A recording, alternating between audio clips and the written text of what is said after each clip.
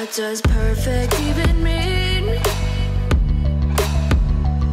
Is there even such a thing?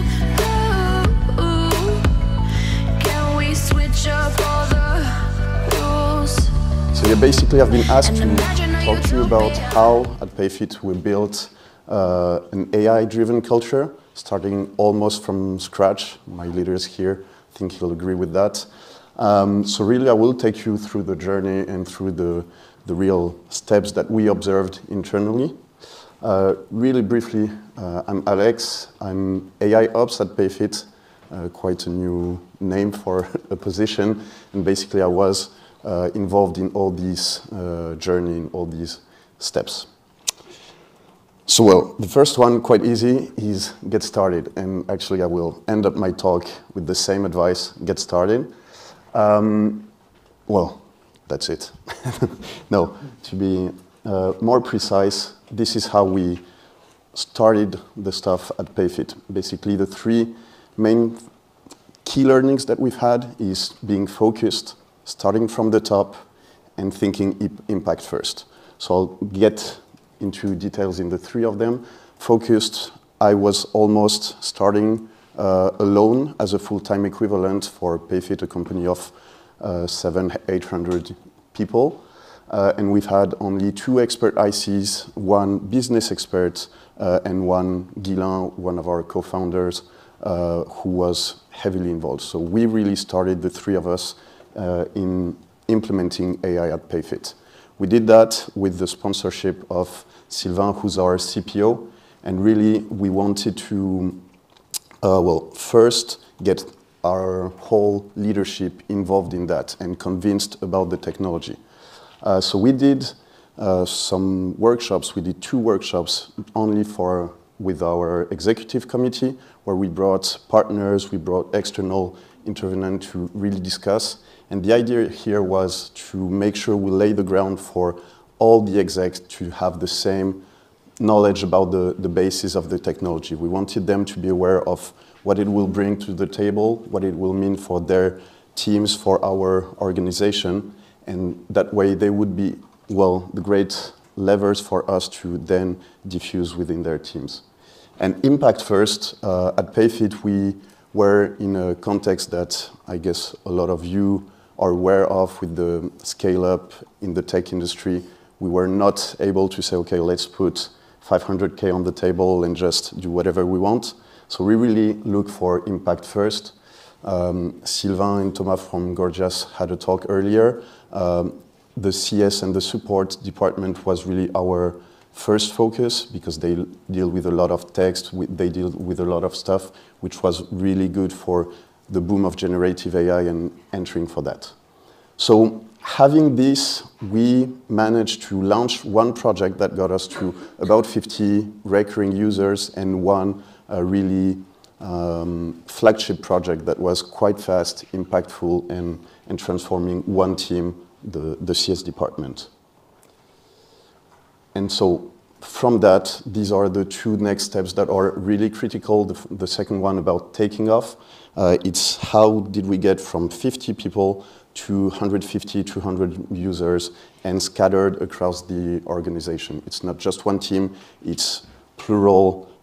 We have different projects and stuff like that. So we come from identified experts, a handful of them, an engaged leadership, and a flagship project, and now we want more significant impact. We want the whole organization well-equipped and skilled players all across the organization.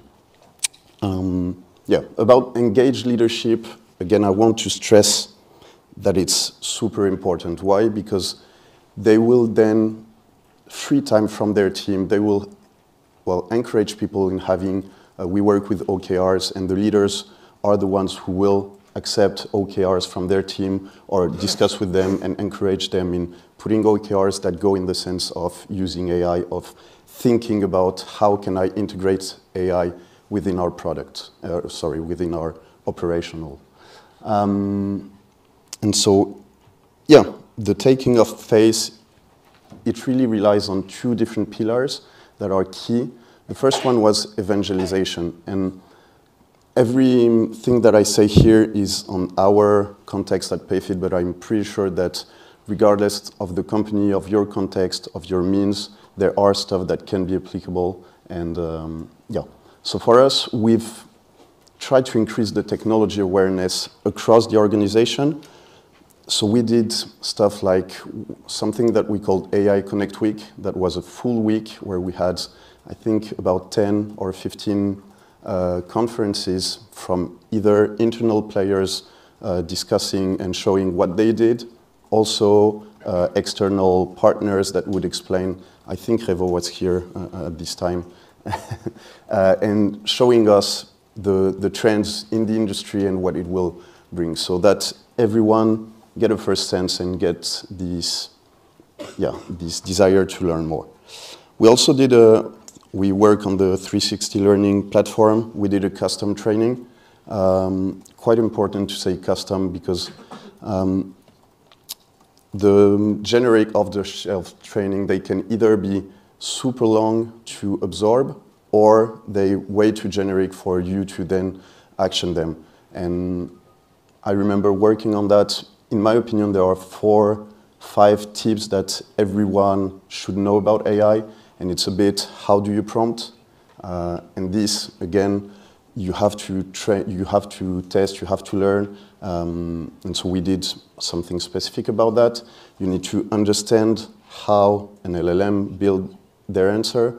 It's not magic. Sometimes it seems like it, but yeah. So we try to develop that. What else? Yeah, the data part. One key thing, and I think you've seen it in most of the talk today, is how does the model will interact with your data, with your context at the right time. And so making people understand that is critical. So through a training, that's the best way to do that. And then support. Once you have engaged your leaders, your teams, they will come to you. Well, in my case, it was to me, with plenty of ideas. And the idea was for me to support them. So I did a lot of workshops with different teams. Well, I think almost all the teams within our organization, I've made workshops with them. And then operational supports on more precise actions, so a bit more technical. And yeah, this got us to 150, 200 recurring users, and it was early 2024 until Q3 2024. I've just put a few tips about the workshops because I've seen what worked and what didn't work. And I think what's critical is who you put in the room, and you need to have someone who really understands thoroughly the technology together with business experts, because in my case, I cannot fully grasp the context of someone working in HR, in finance, stuff like that. But with them, I can trigger the right conversations and I can understand how to go from their needs to an agent, an assistant, or anything related to AI. What I see working is asking for use cases prior to the workshop. I didn't do that initially, and actually it helped me in two ways. First, it forces the team to think really thoroughly before the workshop and have identified use case. And for me, it allowed me to prepare custom demos. So what I liked to do was to arrive with one. We used a lot Dust, and so I created one assistant, even if I didn't know their context or stuff, because I know that their first, how can I say that? Their first reaction would often be, yeah, I'm not sure AI can do this specific task. And having a demo, having even just a glimpse of what it can do, it will change their mindset from, no, it will not be able to do what I do, to, oh, actually, this is cool, let's dig deeper. And so the conversation goes to a whole different mindset. And something that I took from Conto was follow-up after workshops. So basically, you spend 1-2 hours with the team. You will maybe unlock one use case and give guidelines on 1 or 2 others. If you let them go, most of the time it will fade and you will not have the results you expected. If you give them a deadline and say, okay, let's meet up again in 1 week and let's see if you crack the use case, if they did, they will usually embrace it and they will go to look for other use cases on their own. And if they did not, you're able to set up a new conversation and try to help them further. So yeah, I think that's it for the second step. And the third one is, as I said, we're 700, I think, now in the organization. It's a lot to take on the shoulders of a few individuals. So the idea has always been to decentralize. And so yeah, we have now engaged teams, we have very different projects, and we have constantly increasing usage. And now we want to promote best practices and share them across the organization. We want to allocate the resources, or at least the most valuable resources, to the most valuable projects. And we want to embed really the usage of this technology in their life. And yeah. So what we did first was to build a community of champions. So those would be operational relays that have the responsibility of success within their teams. So they're not tech people, they're often ops, but that have spent significant amount of time working on the technology, so they start to grasp the key concepts I mentioned before. And it's not their full-time job, but it's well embedded in their jobs and in their rituals. And again, we get back to having strong leadership, because then you have job descriptions that match that, and you have a proper allocation of their time and resources. And with this community of champions, the other thing that I think was important was to monitor the usage and so we're using Dust as our main tool within the organization. The idea is for those champions to be able to act on that. And so here we built dashboards, and you see from something that can be super blurry, we get to, I took the example of the sales team. If I'm a sales manager, I can have my subordinates, and I see that here in this team I have 2 players using AI way more than the others. I can also, we can't see it here, but I can see which agents they're communicating with, so I can understand why do these guys do it when others don't, and we can then make action plans. And actually they don't need me anymore, they don't need a full expert anymore, and they're completely autonomous.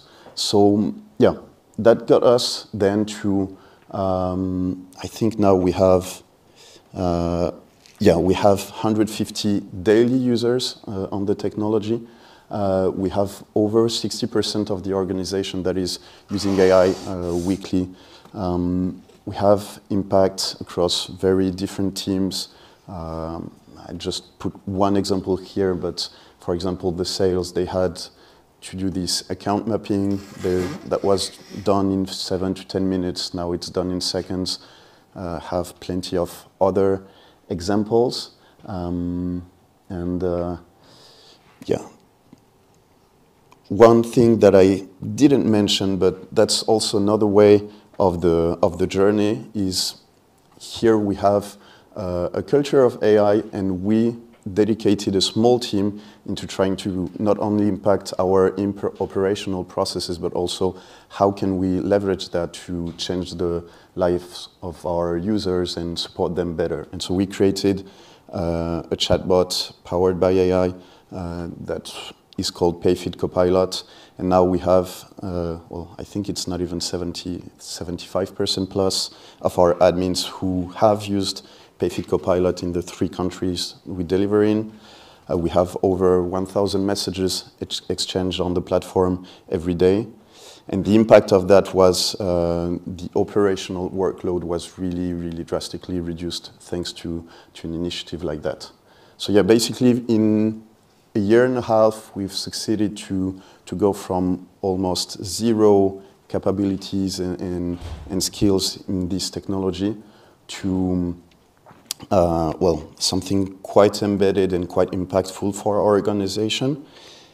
And if I have a few tips for you to put in any organization, is first, the education about key concepts is really, really important.